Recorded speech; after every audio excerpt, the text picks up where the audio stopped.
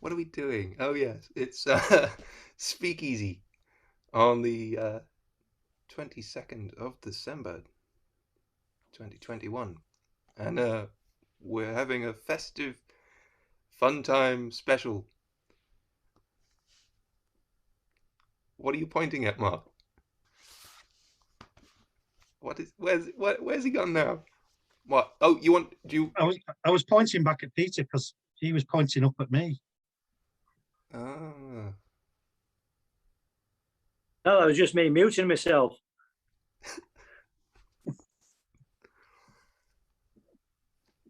I love this is good. This is all staying in. Yeah. If you're stuck for last minute presents for Christmas, there are lots of books that you can purchase. I believe this bloke's book is reasonably priced, available from Cold Dew Press. Anybody seen this dodgy looking bloke? Uh, it looks Is that one of your smutty magazines with glamour photos in? It must be. that's what you sent me. I've Yeah. got the Australian version. Hey. So that's really cool. And then if you like shorter poems, there's Carlyle in haiku form, also £8, available from disreputable bookshops and Cold Dew Press and all sorts of places. And then we've got a scarcity of biscuit. You might have a plethora of mince pies and an abundance of Christmas cake, but you can have a scarcity of biscuit also for £8 from Cold Dew Press, Mr. John Hegley's latest riffing off the works of John Keats. There you are. There's some last minute Christmas ideas. This media empire you're building is just absolutely overwhelming. It's like Murdoch must be shitting his pants. Yeah. Yeah, especially when you saw those Australian books.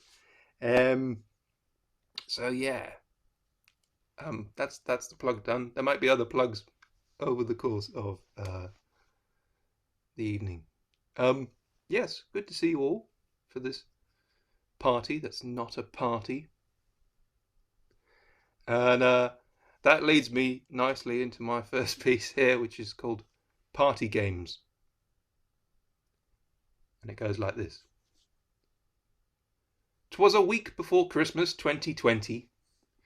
Downing Street had banned every Christmas party.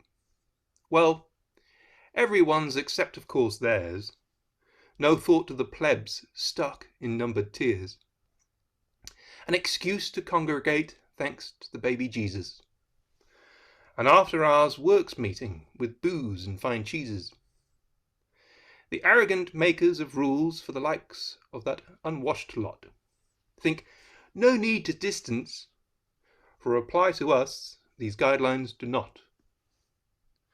Laugh about the non-party party at the briefing room test. Someone leaked the footage, a weaselly little pest. To deny it took place is frankly insane. It's an obvious lie to anyone with a brain. Boris and co, they're facts they should check when they're being openly mocked on TV by Ant and Dec. There was no breach of COVID rules. Seriously? Do they take us all for fools? After the lies, deceptions, mince pies, mistletoe, and wine? Is it too much to hope the two-faced PM will resign? And there you go. Thank you. We do satire.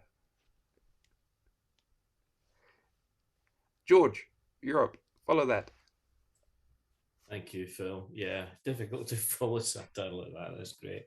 Actually, there was something. It was just when you put up the book and said, "Has anyone seen this man?" I actually had to get a photograph because I'm reapplying for my driving license, and I decided I went into a neighbour, that lady down 2 doors down, and I showed her the photographs, and I said, the police had asked if anyone had seen this man around because he'd escaped from Barlinnie. And she stood and examined the photograph carefully for about 10 minutes, then said, no, I don't think I've seen him. So it just shows you that the photographs you get out of these boxes are certainly criminal. Anyway, but I clearly look like a murderer from Barlinnie. So tonight I'm going to murder a poem.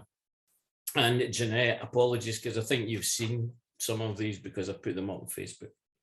Tonight I hear reindeer.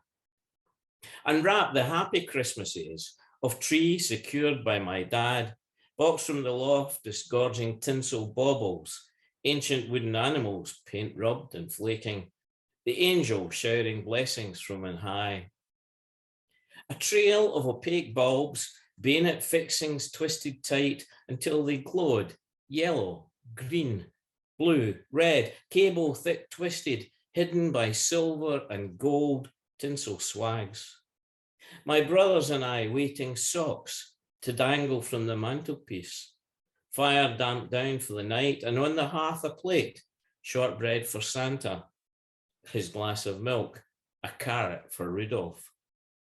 Cradling Mum's supper, hot chocolate and pancakes, to nibble and sip slowly, teasing late night minutes, fighting sleep. These gifts are mine to open. Thanks.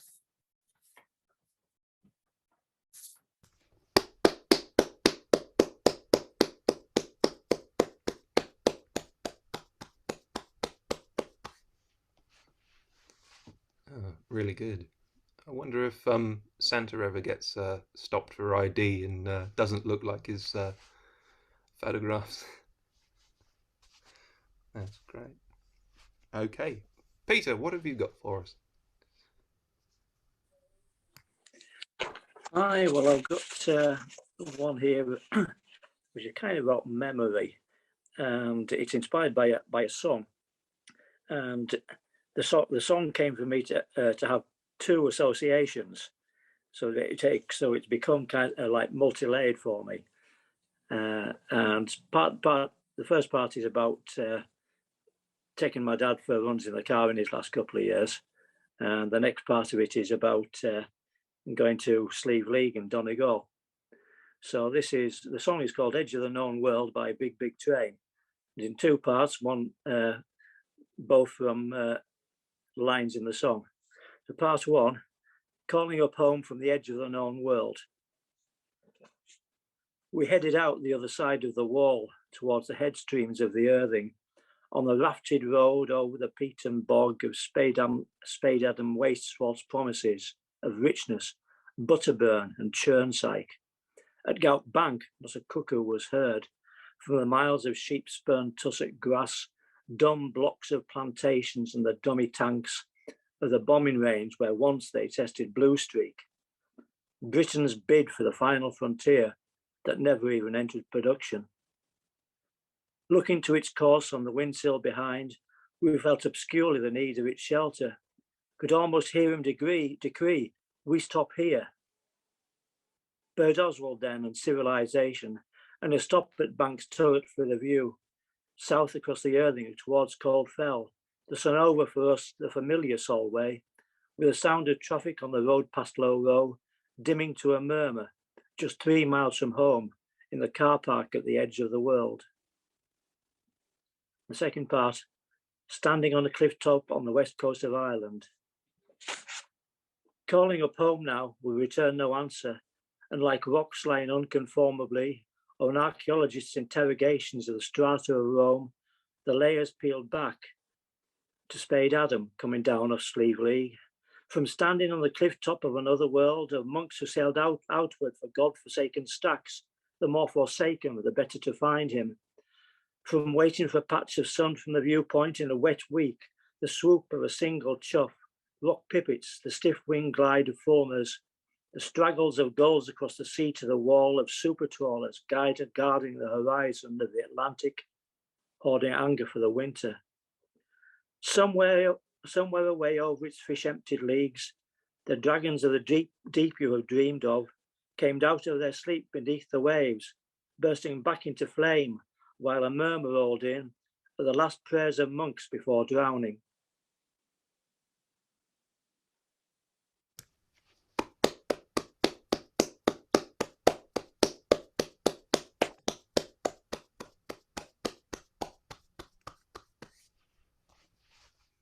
That's really good, Peter. Yeah, thank you very much. Yeah. Thank you. Very, very atmospheric. He has a lot of atmosphere in Donegal. Yeah, yeah. Most of it damp.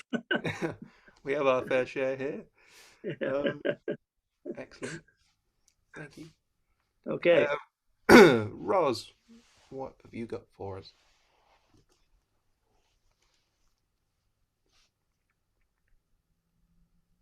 To unmute before I opened up my bit of paper. Right. This is a Phalanger. I don't know if you remember Afflicted one the other week. So I asked her what it was and she told me, so I thought I'd have a go. Do you want me to go to the trouble of telling you what it is? I can't see because I'm not looking. It starts with 3 lines and then you add 3 more in front of those 3 lines, and then so you end up with 6, and then you add 6 more to the 6, and then the last verse has got 24. So it's a bit long, but I'll try and get through it. And I know it was Mike Smith came up that's with the the person. form. Yes. Yeah. So if you know what it is, it might make more sense. Well, you might be able to at least understand what I'm trying to do, even if I'm not saying anything. I think I'll put my glasses on. Even in these desolate places where howling winds echo, wild children will play. The sound of young voices calling, even in these desolate places, they seem to hang in the air where howling winds echo. In spite of the cold, wild children will play. So sad and disturbing, the sound of young voices calling from the empty streets of town. Even in these desolate places, it rings out like memories. They seem to hang in the air, as if there could be happiness where howling winds echo with the past joyful time, in spite of the cold, when dressed in nothing but rags, while children will play. On the bomb sites and in rubble, so sad and disturbing, the crack of the sniper's gun, the sound of young voices calling, waiting for a friend's reply from the empty streets of town. Their will to live is strong, even in these desolate places, and they all know death well. It rings out like memories of brothers, sisters, and parents. They seem to hang in the air like beacons of light, as if there could be happiness amid this destruction where howling winds echo. They dream of being reunited with a past joyful time. These thoughts keep them warm, and in spite of the cold, they are fired up with hope. When dressed in nothing but rags, they bring about change, and the wild children will play. And that's as far as I got with it, so I might look at it again. Wow. Yeah, I didn't think I could do it, but I thought, right, I'm going to sit down and do this. So I did. And that was that. Love that, Ross. I thought that was brilliant. I thought that was brilliant. Well. It took me to so many places like Sarajevo and Afghanistan and Syria and Yemen. Syria and everywhere. But, I use a similar form for one of the songs I sing called The Old Life. And sometimes when I've sang it with an audience, the people will come up after and say, "Did you keep forgetting the words? You have to start again." And I say, yes, that's what happened. No, it's good. It's quite an effective form, isn't it? That Mike sort of. It can reinforce ideas throughout, can't you? So, yeah, and you don't actually have to think of as many lines, which is quite. It worked out to be quite quick. It's almost like doing a jigsaw puzzle with poetry. It's yeah. It's good. So yeah, thank you, Roz. Really lovely. It was powerful. Okay. Mark, what have you got for us? There's something I wrote this afternoon. So I've not really read it through, so I'm not sure how I interpret it yet, but we'll get on with it. Someone said, I think it was Peter mentioned something about a change in the atmosphere, and this is called a change in the air, and it was nearly called a change in the atmosphere, but I thought, well, Peter might steal that, and he did it first, so I had to call it a change in the air. That's I knew. And Christmas and seasonal parties and art parties, and if there's in Canada, in a northern forest in northern Canada in the wilds, a party is being held, and if a tree falls over and crushes all the guests but nobody sees this happening, has there been a party in northern Canada?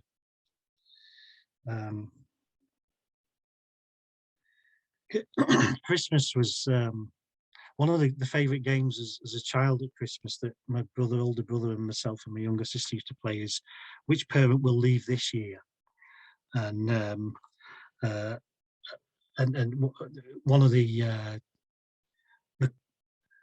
one of the fundamental qualities of resilience is establishing a sense of humour and understanding a sense of absurd about a cruel world, and it gets you through. And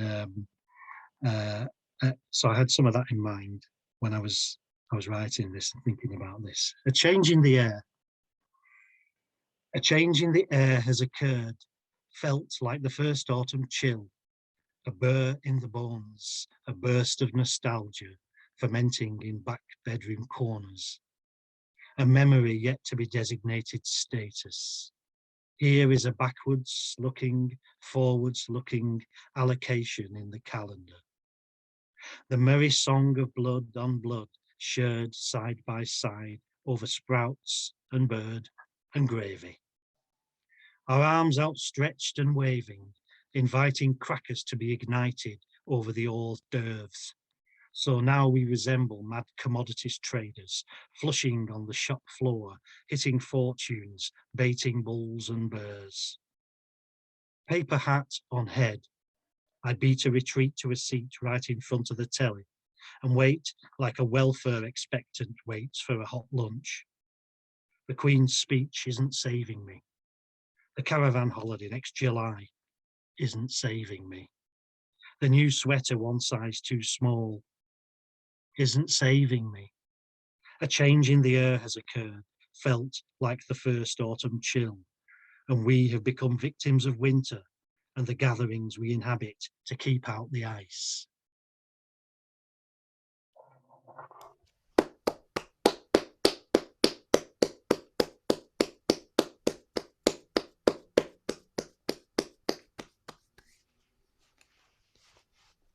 Well, yeah, that was good. Very good.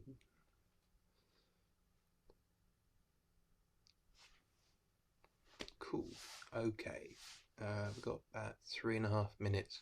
Janetto, what have you got for it? One I've been playing about with this week. It's called North Star Quest. In these times of hype and hypocrisy, I search for a northern escape, to converging lines of longitude where there'd be space for solitude, with no particular time zone or man-made map location. Out there in the Orient, where Boreas blows gently, beckoning the kittiwakes and fleets of snow bunting, I'd regain childhood tingling with the sound of bells mingling with laughter in the magic that follows starlit snow. And that is that. Oh, lovely.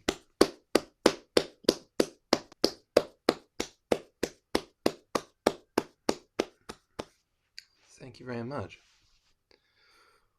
All right. That's round one. I'll push the button and we all sign back in and we can do round two. But yeah, good stuff so far, everybody. Oh, that was good, that Valenga. Very, very good. Yeah, it was much easier than I thought it was going to be. I mean, it had such a lot of power to it, Ros. I mean, I think it was the repetition really brought that out of it and made it quite a moving poem. Yeah. Thank you. You're welcome. I'm going to say I thoroughly enjoyed myself the other week at John Hegley thing. It was really good. Cheers. Thank you for coming along. It was good. I'm glad we managed to get the John Hegley event to happen before all the Before anything else goes wrong. yeah. Mark, I have to get your book yet. I'm still going to buy your book one of these days. God love you. Sorry? God love you. God bless you. Yeah. I just have to find a way of doing it. So if I don't know, how can she do it, Phil? People have just. Is it easier if Phil gives it to me and I pay Phil? Whatever. Oh, don't pay him. We'll never see light of day again. Phil absconds. He's already making plans to move to Acapulco. It's nice there. I mean, people have been messaging me or emailing me, and I've been sending a copy. And if you want anything written in it, then I can do that. I can put some poems in it if you want.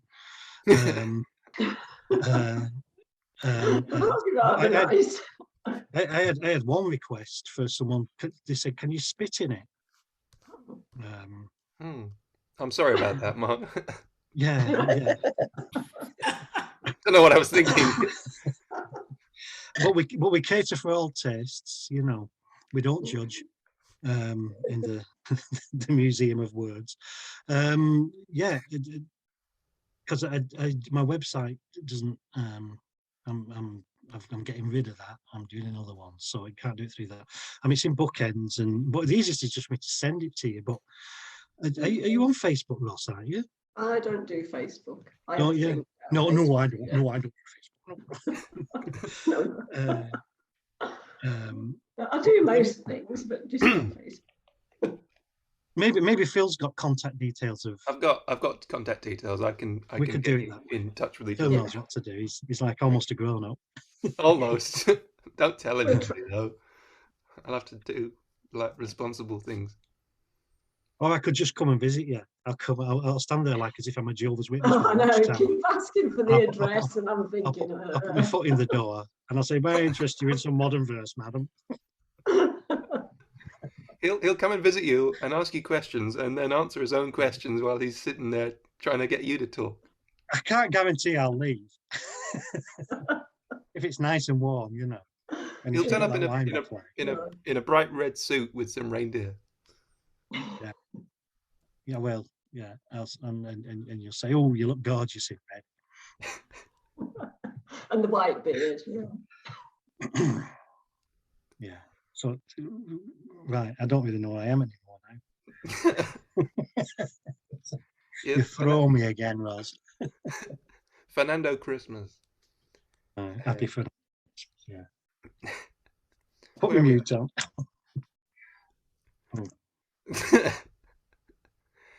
Oh well. Seeing as it's we were talking about responsible people. I've got a couple of videos from one of SpeakEasy's most dedicated supporters, Sir Stephen Heimers, and I'll see if I can do a screen share. And he wanted to share the A to Z of Christmas, so we'll indulge him in that if that's okay. Hang on. This is the 2021 A to Z of Christmas. We're dreaming of a white Christmas. 'Tis the season to be fearful. Yes, folks, Christmas is coming and the turkeys are heading for the hills. So here is my A to Z of Christmas to help you from stressing out yet again. Here we go. Right. A. Advent calendars. Angry adults. Away to the pub. B. Booze. Birds. Black eyes. Bed. C. Crackers. Cakes. Children. Cans. D. Dinner. Drinks. Daft decorations. They're drunk. E. Eating. Escaping to the pub. Excuses. F. Father Christmas. Fooling around. Flaming kids. G. Going to the in-laws. Grand's presents. Getting drunk. H. Holly. Wet sticks off. Hugging Helga. Hiding from the in-laws. I. Illness. Kissing Ivy. In-laws. J. Jingle bells. Jokes. Jumpers. And he wouldn't let me wear you-know-who. K. Killer kisses. Kids. Killjoys. L. Last orders. Late home. Locked out. M. Mince pies. Mother-in-law. Mobile phone. N. Nights out. Naughty nuggy. Never again. O. Oh, overhung. Oranges. Oh no, the other lot. P. Parties, presents, plonk. Plink, plink, fizz. Q. Queen speech, quick step. R. Running around, ready oven. Like me, resting. S. Shopping. Sales. Snow. Lack of. Staying out late. Tea. Trees. Turkey. Terrible television. Ooh, tummy trouble. U. Unwrapping. Unwell. Underwear. V. Vomit comet. Vexed. Them two for the kids. W. Washing up. Whiskey. Waiting up. X. X-rated with Helga. Whoa. Y. Yuck. Yesterday. And Z.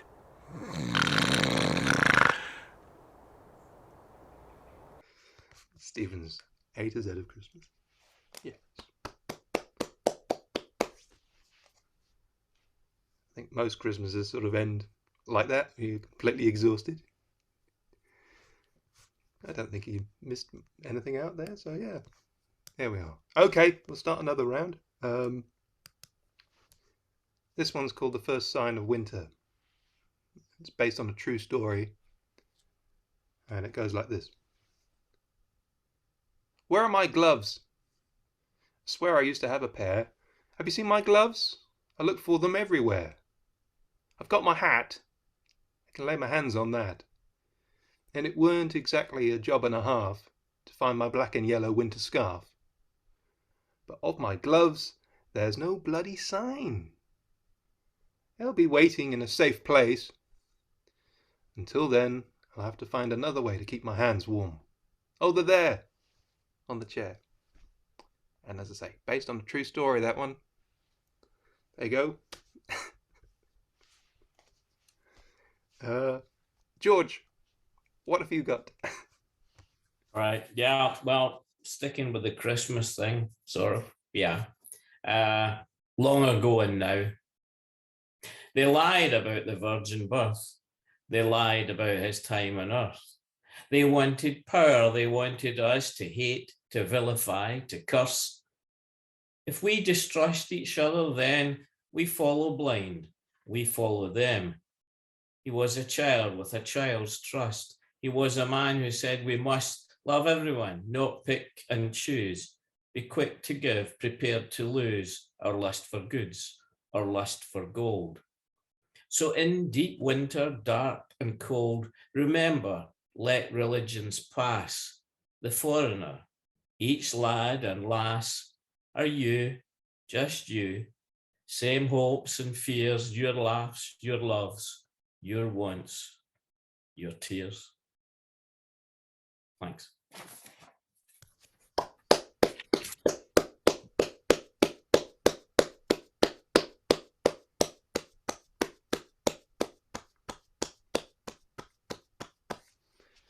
Are you doing the alternative Christmas message this year, George? You should be. That was good, really good. Okay, Peter, do you have another?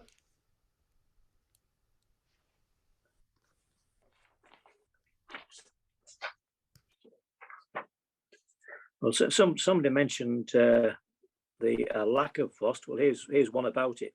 It's about the cold weather that started last year in January, and I actually did this one at a previous meeting in the spring, but I made an arse of reading it, so I'm doing it again. Let's hope we do it better this time. So this is Rickaby Park 2071, and if I'm wrong about this, then address it complete in 2071, care of the Woodland Cemetery. Right. It was a time when they started to name storms of those living nearby moving things upstairs, with weather eyes fixed on the river gauge reports when they hit. That new year too came, and the park flooded, as it often did then, to leave when it fell every dip and swale, infilled each gully and undulation, the first claimed by the water, the last it let go, to form a chain of gold-studded lagoons, till frost came as they drained through the grass. The first to bite for some time, toddlers gazed on a fifth element not seen in all their 3 years, stomped on its edge in purple wellies, and if not breaking through to water and wet feet, laughing at the cracking of their impact. Some flung slabs like Greek dinner plates to send smashed and skidding across the surface in the chatter of long shadowed afternoons, while in quiet under trees it creaked and crazed in the droplet smack falling from the branches. With ice back, some said it was all back to normal. We'd have winters again as before, but our grandkids have still never seen them. And at high tide, we crossed the Eden Bridge, walk up the channel by the salt marsh edge, where the hedge and school playing fields were. From the top of the flood bank, now the sea wall, see Cross Fell far off down the long Pennine edge, with its scarp that once wore a scarf of snow, like great Saladin, aloof and alone.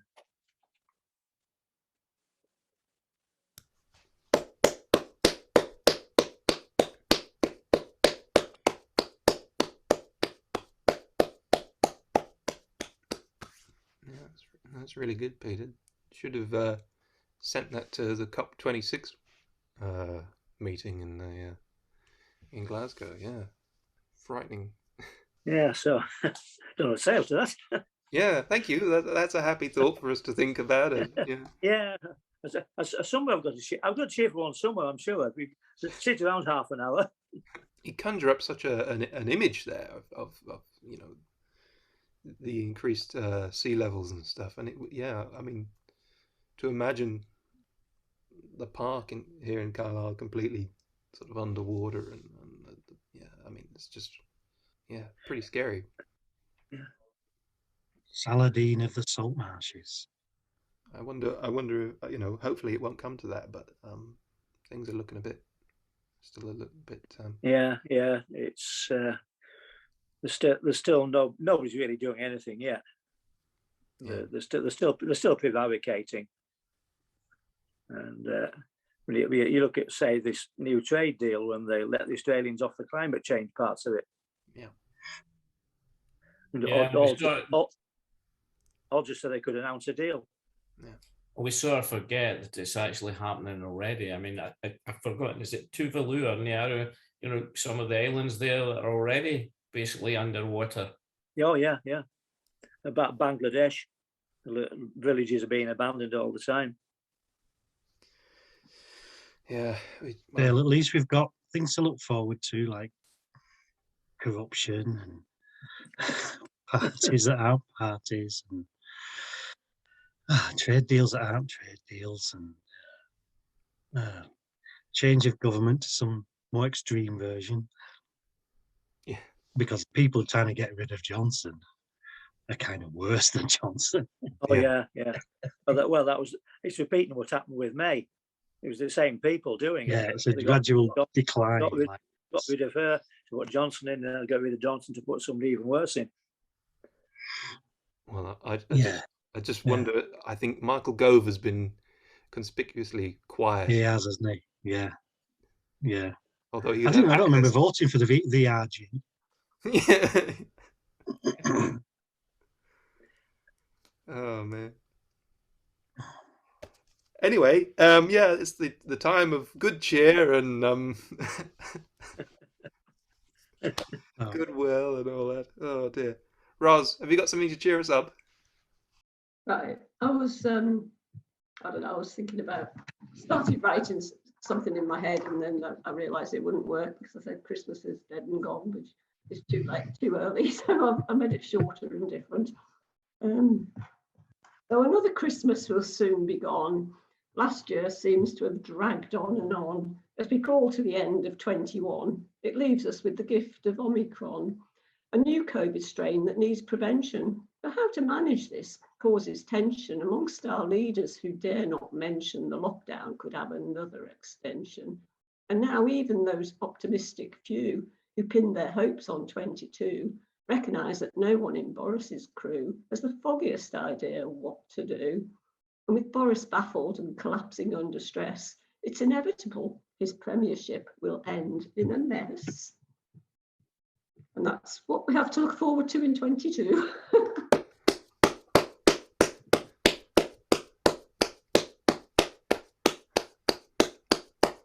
Absolutely. And you've summed up what we were just worrying about in such a brilliant way. Thank you very much. Yeah, that's great. That reminds me of a poem I've got here, which actually in this book is the first book, and that was about, it was kind of a satirical poem about my dad trying to access the terrain that had been colonized by the middle classes and upper middle classes, and the terrain in the arts, and as a working class lad finding that he'd come against this brick wall, this glass ceiling, and it uses the same meter for much of the poem as you were using then, Ros. I wasn't intending to do that. I think that was in, I think it may actually have been in the form of a sonnet. I'm not entirely sure, I've forgotten now. I think it had 10 beats per line anyway, except the last two. Yes, it must have been. See, I'm another generation, I'm always 120 beats per minute. Only 20 beats per minute. You're a lucky man then. 120 beats per minute, girl. Oh dear. Yeah, they were the days. Now it's a gentle waltz.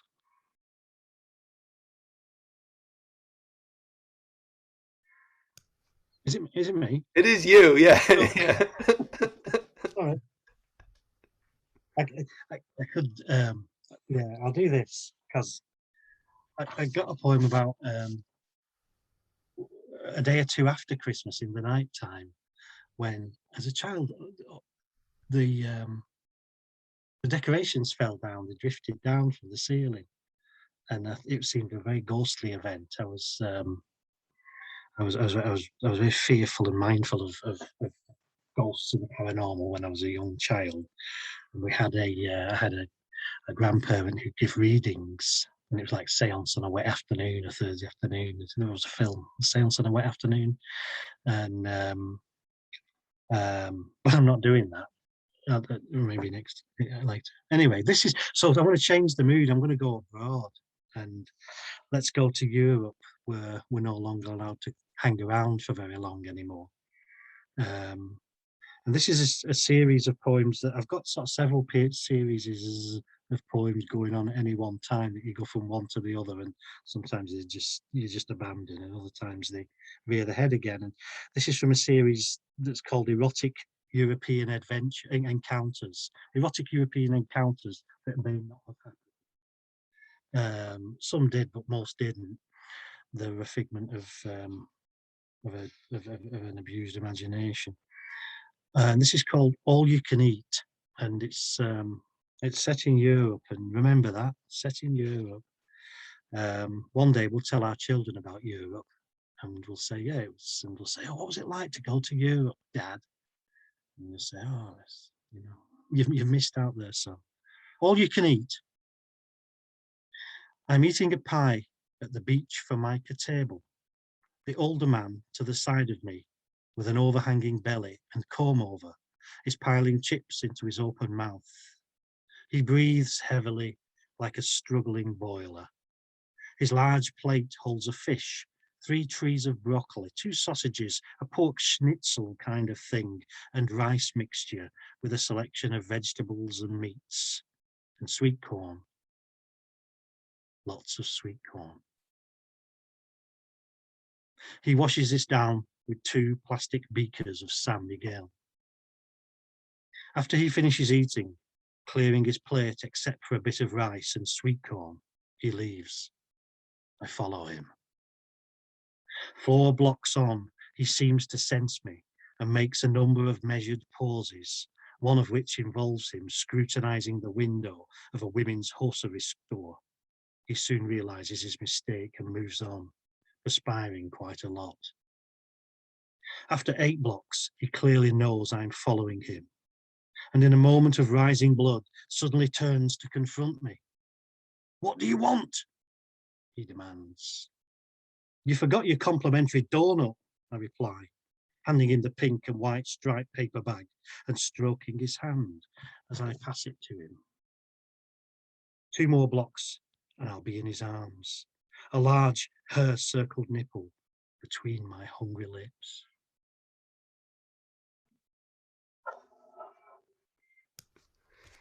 Oh, I don't know what to say about that. There's nothing to say about it, really. All you just got to ask yourself, is this one of the encounters that occurred or not? Yeah, well, we'll never know. Not until 30 years after my death.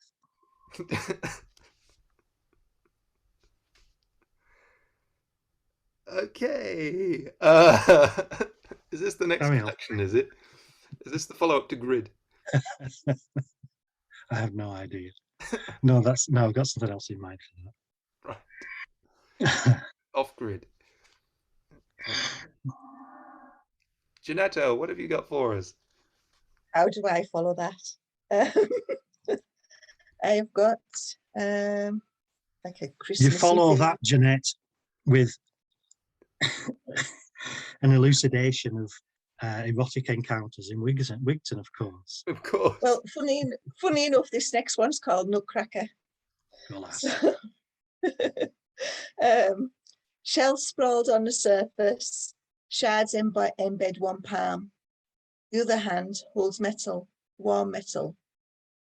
Tasting the scent of rust-speckled steel, loose hinged and tarnished, our trusted tool breaks woody walls over generations of anticipation, cracking, unwrapping the bittersweet kernel of Christmas. And that is that.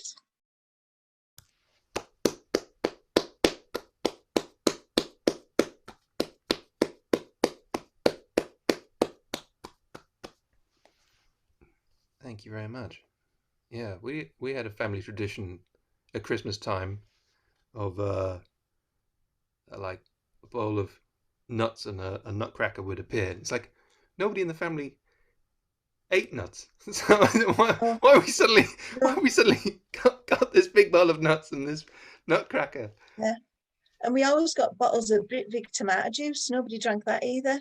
I don't know why. Stayed in the fridge till about September, and then I don't know, probably got poured down the sink. I don't know what happened to it. Yeah, my dad always thought that if you had nuts in the house, it proved you were a vegetarian. He'd say vegetarian. And I used to love walnut whips, but I always used to bite the whip off and spit it, the walnut off and spit it out. I used to call them whips. It reminds me of the joke. what do you call an aardvark that's just been beaten up? A vark.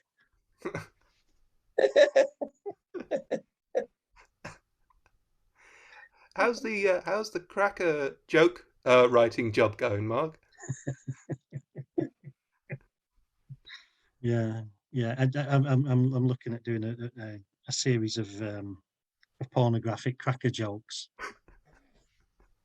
Starting with, I thought I'd start with dog lovers and do something around like, what do you do if a Rottweiler tries to shag your leg? You fake an orgasm.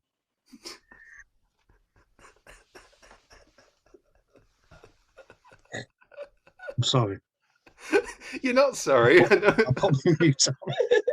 I'm not. I'm just indulging a naughty child tonight, I think. Yeah.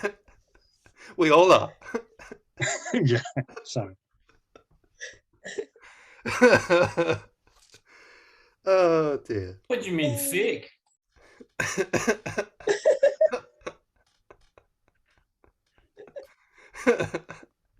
We cater for all taste here. Yeah. Christmas wouldn't be Christmas without a good dose of bestiality, really, would it? I mean, Did you say you've just been to Wickham once? Did you say you've just been to Wickham once? They ran me out of town. Couldn't compete. I'm still hallucinating about a Santa Claus. Oh no. Oh dear. Oh, dear. I actually, seriously, I do. I think I've mentioned this to you before, Phil. I do each Christmas. I do a series of pornographic Christmas cards for certain friends who can stomach it, although they don't seem to be around much anymore. And of course, it's been going on for donkey's years, and it gets harder every year because you have to kind of outdo yourself. And there's only so much you can do with like Santa and the elves and erotic sort of variations on that. And I had to do. I got a card that it was on the subject of the idea of the donkey Santa. Might be dangerous territory, this, and so I got a really long piece of paper. It was about that wide, and about 4 feet long, and that became the backdrop to the appendage. And so you fold it out, so you pinned the card at the top of the room, and the appendage came down like this. And I don't think I can compete with that again. I don't know where else to go without getting arrested, you know. Did Clinton's pick up on this? You've got to deal with them. That's more of a horizontal thing. Right. I followed the rules that, you know, you can't be any more sort of angled than the Mulligan tyre. Mm-hmm.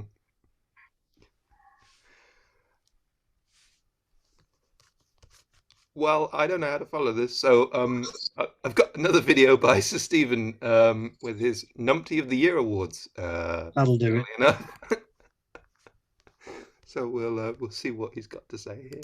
Yes, you lucky people, you. It's that time of the year once more, when the good, the bad, and the lowest of the low head for the hills, go into hiding, or dig deep for a large fat bribe.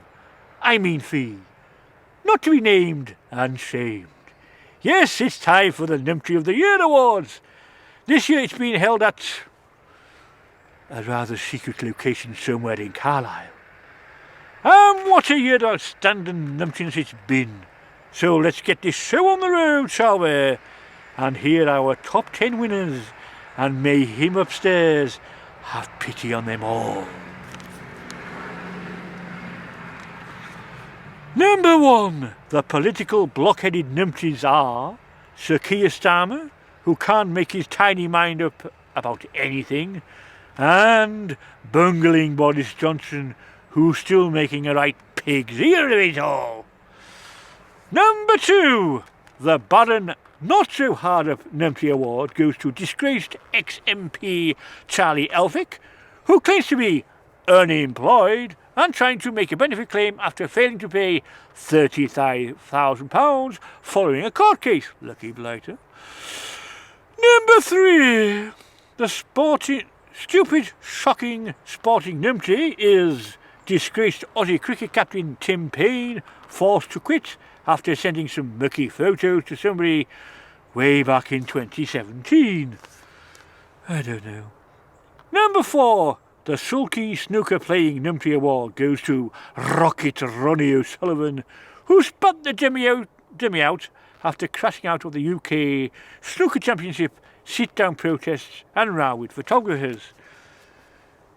Number 5. Le Stroppé French Numpty Award goes to French President Emmanuel Macron, who banned Priti Patel for some crunch talks while getting Lee Knickers in Lee Twist over the Channel Crossing crisis. And try saying that when I'm sober. In at number 6, the selection box size Numpty Award goes to Cadbury's, who's cut the size of his selection boxes yet again by cutting Whispers and Double Deckers down to size. Bet that's made their eyes water. Number 7, the greedy oil pump Numpty Award goes to the forecourt retailers. As fuel prices start to plummet and forecourt prices start to soar like William Shatner's rocket, and petrol stations are making an out-of-this-world profit. Number 8, Lee Framing Penny Freddy's Numpty Award goes to French Union Baron Oliver Lapater, who's blockading the Channel Tunnel and Calais Port over fishing licences. Lee stupid prat. Number 9, the Black Friday blockading award, Numpty Award goes to the Extinction Rebellion, who barricaded 13 Amazon depots around the country. Guess whose presents are going to be late this year? And finally, yes folks, the one award everybody doesn't want for Christmas, the 2021 Numpty of the Year. And the winner is, after 2 recounts, 5 court cases, and a last second backhanded bribe, I can tell you that the winner really is Nestle. After reducing the number of its chocolates in tins of Quantity Street, the no-good Christmas Grinches. Well, that's all, folks. So, just me wishing you a Merry Christmas, a Happy New Year, all the best for 2022, and where's me hecklers? You're not getting paid for this. Well done, Stephen. There we are. I was always I'm just a bit disconcerted that that bench says Mr. F. Is it not Mr. Fernando? I've not died and had a bench named after me, have I? I can't think of anything worse than having a bench name dedicated to you. We'll remember that. Everyone's arse is sat on it, yeah. Everyone's arse is sat on your good name. And they'll say, hey, for Leonard, who loved this place.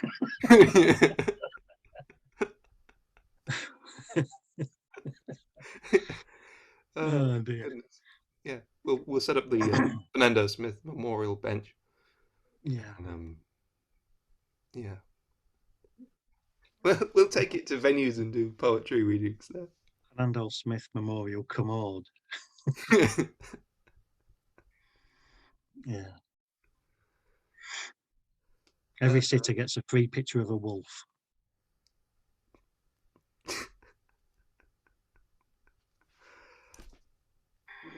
Why? That's what I did. That came from my dad once sent a picture of a wolf to someone as a wedding present for no reason that anyone could discern. I thought it was genius. Oh, that's peculiar. I said, do they like wolves? He said, I don't know. I hope so. Well, they would remember that. I'm sure it'd be... Unless they go, oh, it's another picture of a wolf. Put it in with the other 20 we've got. Not even an Abyssinian wolf. No. We're getting some way off topic again. We're running out of minutes for this half. Shall I push the button? We'll sign back in and go around one more time. Does that sound okay? As Van Morrison intoned, it's too late to stop now. No, the evening's still young. I mean, Anything can Love the hat. Thanks for keeping me company. yeah, I thought I'd join in. Mm. Little festive hats. I haven't got a hat. Uh-oh. Is it going to be like that time we all put mad hats on? I've got a hand hattie. Put my jumper on. Christmas pudding. No. Oh, no. Joe's got his Christmas jumper on too. That's good. We're all, yeah. I'm tempted to say if someone squeezes my undies, I play Jingle Bells.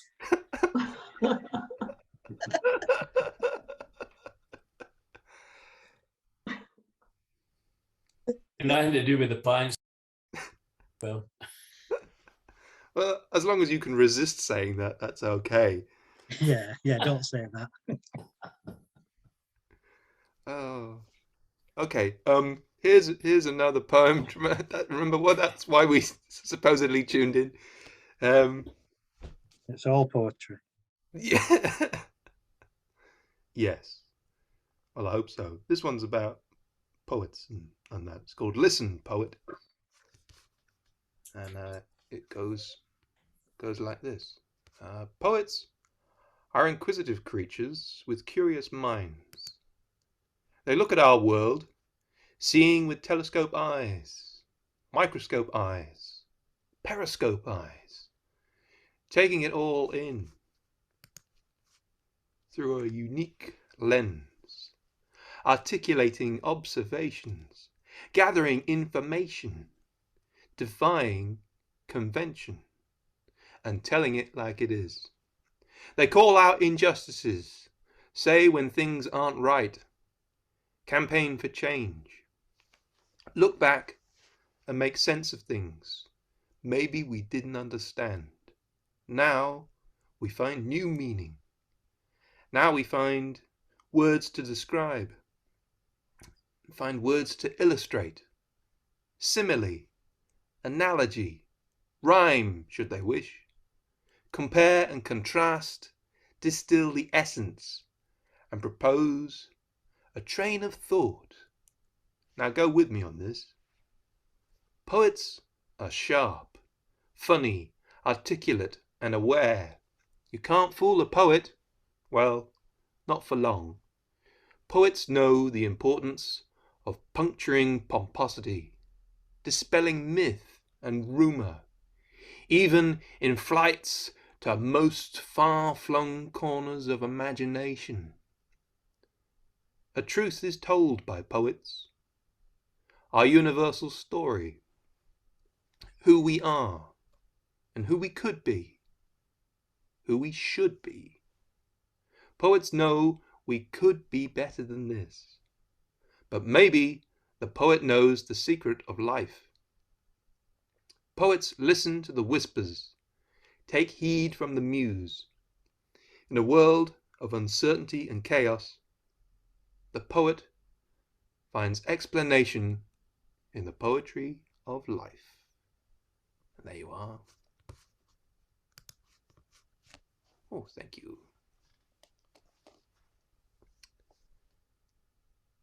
Thank you very much.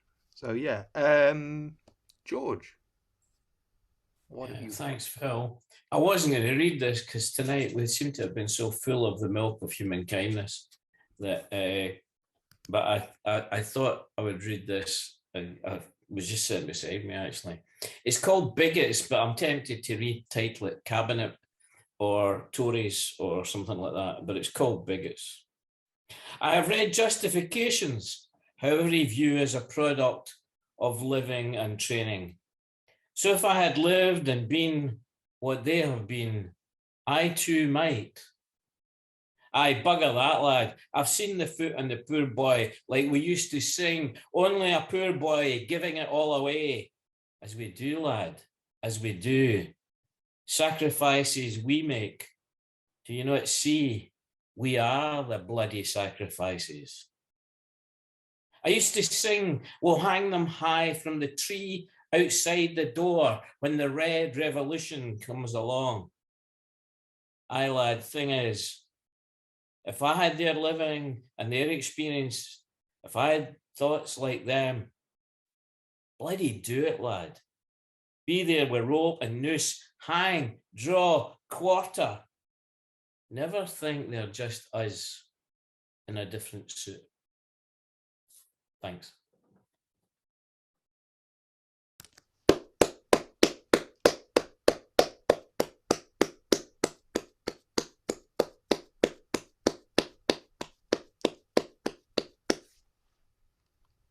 Thank you, George. That was really, really good.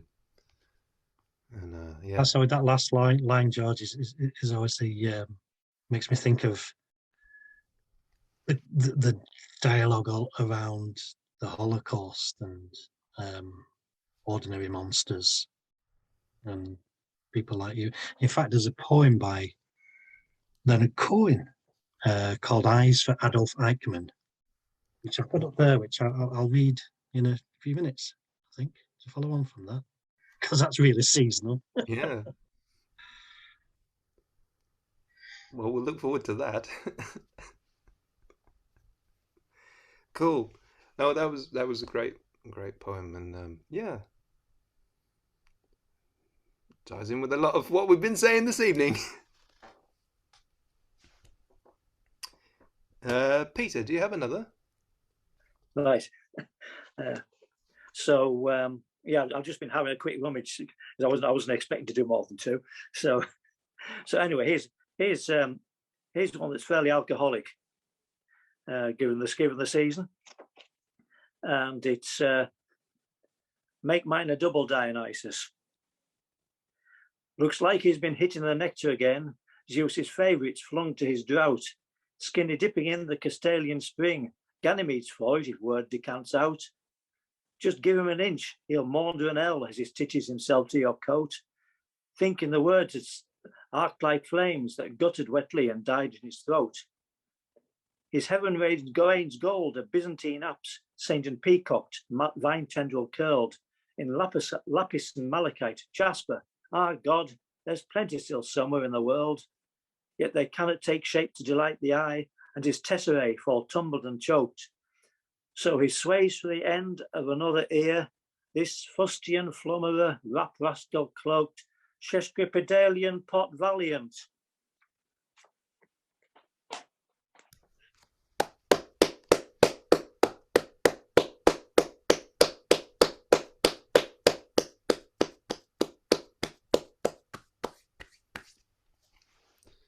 Thank you very much.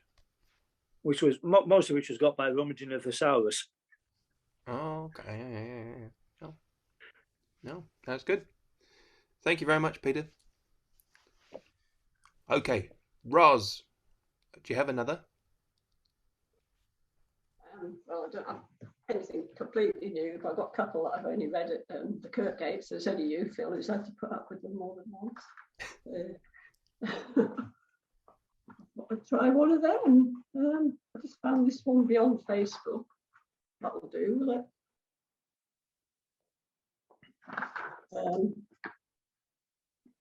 Of this world, we've made quite a mess, and how things will end up is anyone's guess. So don't blame you if you want to opt out. Be like a modern day monk, extremely devout in the pursuit of a better life online, where everything in your virtual world feels fine. As you build it up without interruption, you think you're in charge of its construction, but you move in time to an algorithmic dance that skews things with a sideways glance, that removes all challenges to your ideas and puts no restraints on any of your fears. Doesn't let anyone in who could moderate. Before long, your world is mired in spite and hate. And when your virtual world gets nasty as well, you'll find yourself trapped in a circular hell. Stuck in a world originated in your brain, you can't escape making the same mistakes again. Doomed in your private virtual reality, with no redress, you start screaming like a banshee. And I can't imagine anything being worse than living your life stuck in a metaverse that was created by Mark Zuckerberg. And that's my view of Facebook.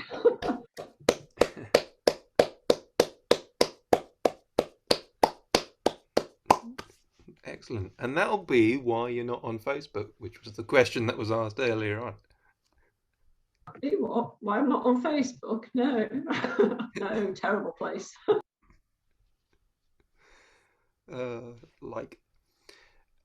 Mark, what have you got for us then? You're on mute. What are you saying? You got.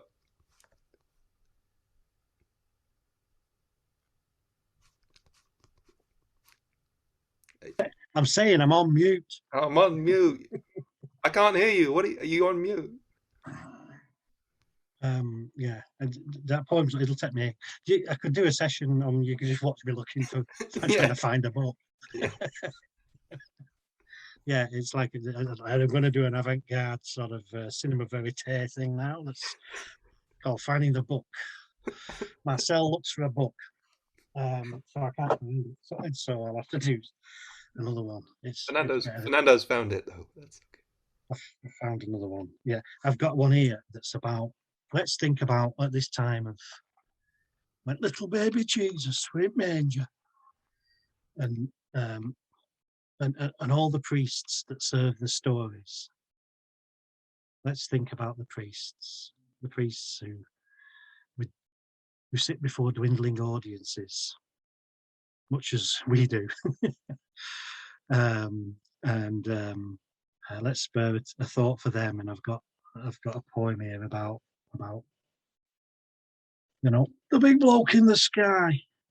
I like it when you get northern comedians and they'll say, in fact, yeah, he wants for the big bloke in the sky. Just rewards. It had been a long day at the altar. He put away the tools of his trade, disrobed, washed his hands in a silver bowl, and set off for his favourite restaurant. Casting his eye over the menu, he decided to order lamb and treat himself to a good bottle of wine. God's ruby eyes followed him across the room. The drinks are on me, he declared, relieved to find a man still on speaking terms.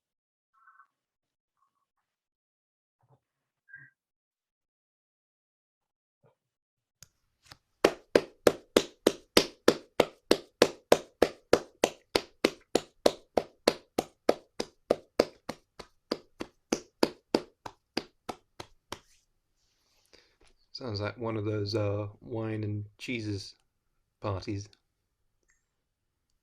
Wine and cheeses parties. Wines and cheeses. That's also wines and cheeses. Yeah, it was the second comings. Hey! This is when the jokes really fly. Yeah. For a short period, because they thought I was thick when I was younger and that I wouldn't pass me 11 plus, and so they used to send me to church for a period in my life. Because if you failed your 11 plus, you got sent to the church school, which was better than the other one for failures. And so I was sent to church, and I was told to believe in God for a while, so that I'd have a better education. And so I was a server, and we used to be told to water the wine down, and they mainly used Lambrusco, which I always thought was nice because it's got that bit of fizz in it. And I've always thought of Lambrusco as being a very spiritual thing. In fact, I think this sort of led to my demise, this having to into a life of alcoholism and an addiction to paper wafers. In cassocks. So I could go on, but I won't. Following priests around Europe when you're on holiday. In fact, yeah, wouldn't that be a great? Everyone's poems tonight and on each other now. If someone strung the narrative and found a way of creating plays or stories about that encompass each of those themes in a coherent narrative. Somebody that tries, would be something, wouldn't it? Wouldn't it? Somebody tries, and that would be an interesting thing to see. And running through as a theme would be your flashback curtains. Yeah.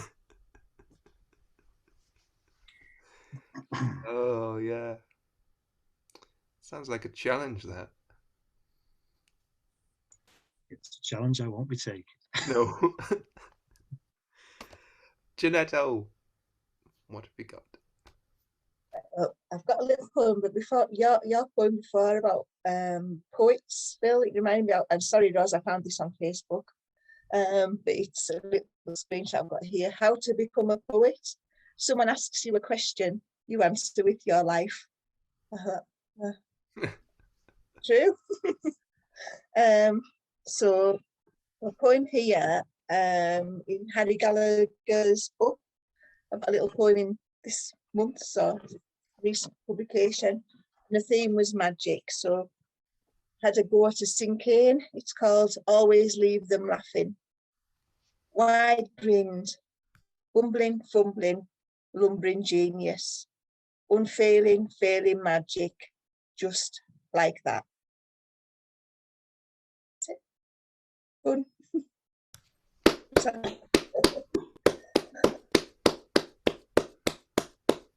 Thank you. Just like that. Well done, thank you. That was really good, really good. Glass, bottle, glass, bottle, glass. It's great, all that. Yeah, thank you. Your succinctness shames me, madam. The thing is, if you got us in a public meeting, a couple of Guinness, I wouldn't shut up, and you'd want me to be succinct. It's great, it really is. I don't know how you can manage to say anything without having to waffle. Oh, I can waffle.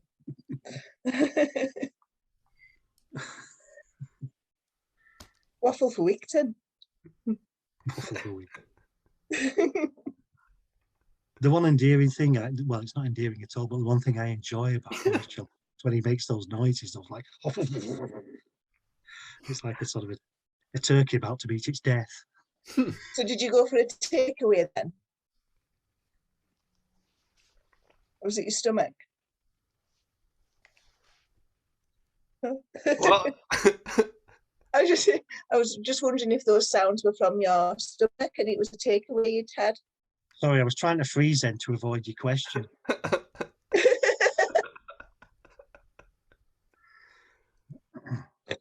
I used to have a job all around Scotland, and if anyone ever phoned me up while I was on the go, I'd pretend I'd go, I'm sorry, you're waking up. I can't. I'm sorry. You have to phone me back. It's one of those moments. What was that line about when you ask a poet a question and they tell you their life? See what you like. This is the only time I speak to anyone. Oh well, I'm glad that it's this therapy session's working out well for everybody. I was just gonna do the bam bam bam bam. That was the This Is Your Life theme, isn't it? Tonight it's you put your face on the book and put your life in the book. So yeah, you ask a poet a question, answer with their life. Only £8, perfect for Christmas, endorsed by one S Claus I saw on Facebook. So yeah, stuck for stocking fillers, or if you haven't got any lumps of coal, you can substitute the lumps of coal with grid. Show them the back. You can cut out the picture and send it as a postcard. Yeah. Because it's abstract, you can tell them it's anything. Yeah. Yeah, it's a birthday picture. Is that? Oh yeah, so it's to do with christening. Yeah, yeah. Happy marriage. Yeah. Sorry about your uncle. It's a wolf if you look closely. If you screw your eyes up like that, it's like one of those magic eye things, and unicorns start dancing around. I'm told. Yeah. So there we are. Grid. Get yours today. Anybody else got any more merch they want to sell? Or? We've got a tiny Tim in the corner who needs new crutches. Or more gin. You better take him to the repair shop then. Okay. All right. I think we're maybe hurtling towards the conclusion of this evening. I got one more piece I can read, and then a bonus. And yeah. Apparently it's Christmas soon. Did you know that?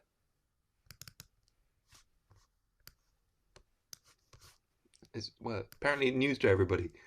What the heck's what? Oh no, it isn't. Is that like a pantomime thing? Oh, it's behind us. Oh no, it's coming out. No, I don't. Yeah, we're out of practice for this. So yeah, it's Christmas soon. So this is the true meaning of Christmas, and it goes like this. Is lying to children the true meaning of Christmas? Just behave. Don't let Santa see. The whole concept is one big fantasy. But is this even the biggest deception? Don't alarm bells ring at the idea of immaculate conception? Never mind that. It's all presents and stress, bits of tinsel that make such a mess. Decorations, that art of delegation. Advent calendars for you, cards for me, and the tree's us. And as we all know, the patron saint of pine needles is Jesus! So comes the big day. Enough food to last until May. Wishing goodwill to you and goodwill to me. The annual photos, which all look identical. Time to open presents under the tree. Piranhas rip through brightly coloured paper. The remnants go out in the litter. Despite all your best efforts, everything gets covered in glitter. There's plenty of booze, in this case sherry for the rellies, and after the mayhem of crackers, turkey and sprouts, you watch the Queen and Doctor Who on the telly. More food. Things become a blur. Please, no more games. No more forced fun. This just isn't fair. Let's try to stay friends. At least make it to the end of one day. This one day. And the game of Monopoly ends in traditional flair, as the board and all the pieces fly through the air. Time for bed before the inevitable tears. If this is your idea of Christmas, I can't wait for New Year's. Here you are. Thank you. Yeah, well, thank you all. I've got a little clip I wanna play, but thank you all for tuning in. Give yourselves a round of applause. Everybody who read, everybody who listened, everybody who watched through the binoculars. And yeah, thank you so much for tuning in. Have a good Christmas. Stay safe and well. And Merry Christmas to everyone. All the best, everybody. cheers. And I'll play this little clip, which is from the end of the John Hegley gig the other week. He did a piece called "I Am a Guillemot." Oh, it was fab, wasn't it? Yeah, and I've got some wibbly wobbly camera work because the song has movements and actions that you're supposed to do, and I thought, oh, I could do this and film at the same time. I can't, so I learned that, and because we very kindly we had Errant Thieves with us as well, and they became his backing group for this number. So at this point he'd instructed everybody all the actions and got the band in situ, and then we went through the song. So this is I Am a Guillemot, and I'll share it in just a second. The cameraman doing the hokey cokey. With the cameraman doing all the actions, and I realised it wasn't so good. So yeah, I do apologise for the seasick camera work, but yeah, it's all good fun. So here we go. This is John Hegley and the Errant Thieves.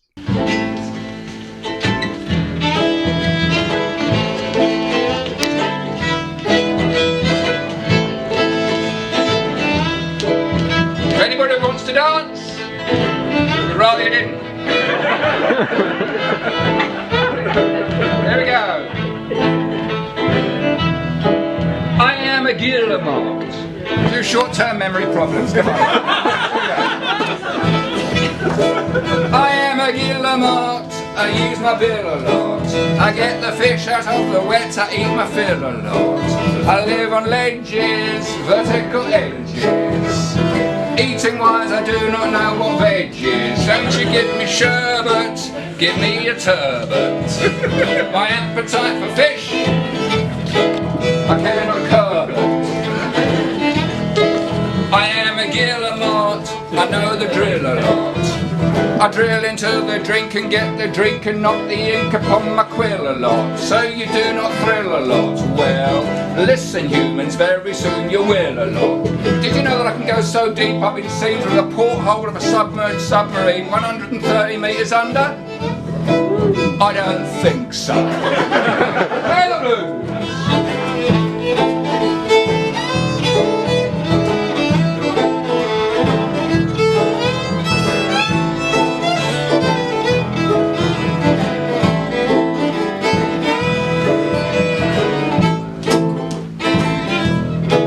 I am a Guillemot. I do my specky, recce, from my rocky window sill a lot. I am a diver, ocean arriver. Underneath I go, I am no skiver. I am a Guillemot. I sleep rough, I've got no stuff. But what I am will always be enough for me. You see, I'm homeless, but I'm not homeless. Just because you're homeless doesn't mean you're gormless. I can go so quick it's almost like I'm formless. I am a Guillemot. I find the fishes tend to lose 1-0 a lot.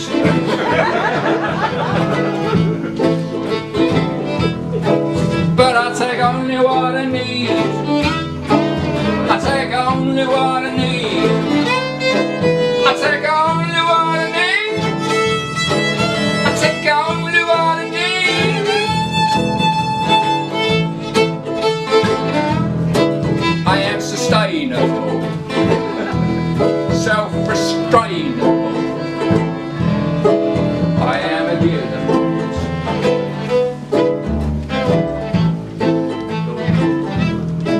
I am a Guillemot. Am I not?